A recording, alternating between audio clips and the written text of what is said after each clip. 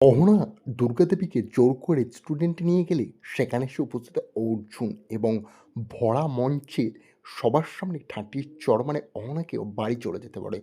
বন্ধুরা, আজকের পর্বে আমরা দেখতে চলেছি যখন পরিবারের লোকজন ৪ বউ মিলে চলে আসে শাশুড়ি মার কাছে এবং বলে, "আপনি প্লিজ চলেন, আমাদেরকে টুকুন দাদা বলেছে সবাইকে আনন্দ করে খাওয়াবে হোটেলে আজ।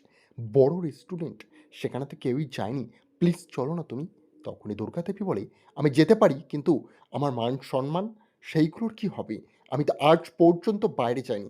কেউ যদি দেখে ফেলে, তখন কিন্তু প্রবলেম আসে যাবে।"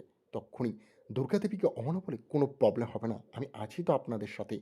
আমি প্ল্যান করে নিয়ে যাবো। সবাইকে বহুরূপী সাজিয়ে" "চিন্তা নেই মা, কেউ চিনতে পারবে না।" দুর্গাদেবী তাদের কথা বিশ্বাস করে নেয় এবং সবাই একত্রিত হয়ে বহুরূপী সাজার জন্য রেডি হতে থাকে। তখন দুর্গাদেবী বলে, "আমি কিন্তু ঘোমটা মাথায় দিয়ে থাকবো।"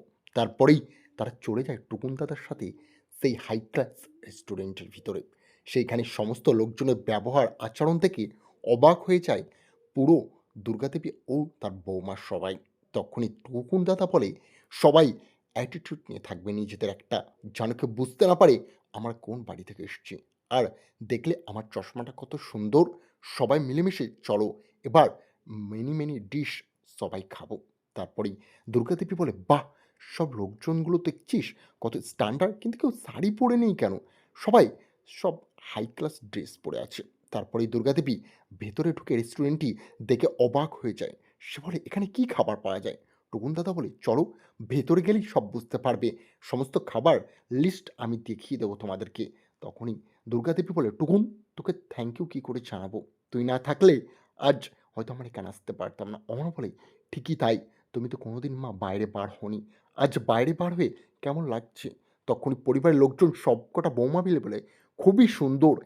জায়গার পরিবেশটা খুব ভালো। টুকুন দাদা, থ্যাংক ইউ সো মাচ আমাদেরকে এত সুন্দর একটা গিফট দেওয়ার জন্য।"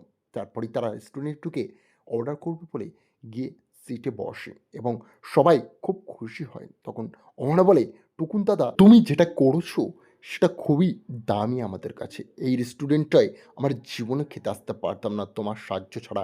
আর আমাদের পরিবারে এমন কেউ নেই যে আমাদের দুঃখটা বুঝবে। শুধুমাত্র তুমি বুঝেছো টুকুন দাদা। তোমাকে কিভাবে ধন্যবাদ জানাবো জানি না। কিন্তু তুমি আমাদের বাড়ির বেস্ট পারসন ছেলেদের মধ্যে।" আর ধীরে, ধীরে সেইখানে লিফট দিয়ে এসে উপস্থিত হয় অর্জুন।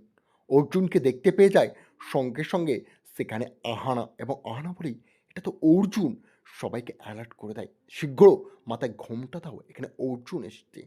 অর্জুন তাদের কথা শুনতে পেয়ে যায়। অর্জুন বলে, "এই মেয়েটির গলা তো অহনার মতো লাগছে বাউ! এখানে কি অহনা রয়েছে?" অর্জুনের সন্দেহ হতে থাকে। সে বারবার তাকিয়ে থাকে অহনার দিকে। তক্ষুনি অর্জুন এসে বলে, "না বস।" তারপরেই অহনাকে ধরে সঙ্গে, সঙ্গে সবার সামনে একটা ঠাঁটিয়ে চড় মেরে বলে, "তোমার সাহস কী করে হলো এই পরিবারকে এখানে আনার?"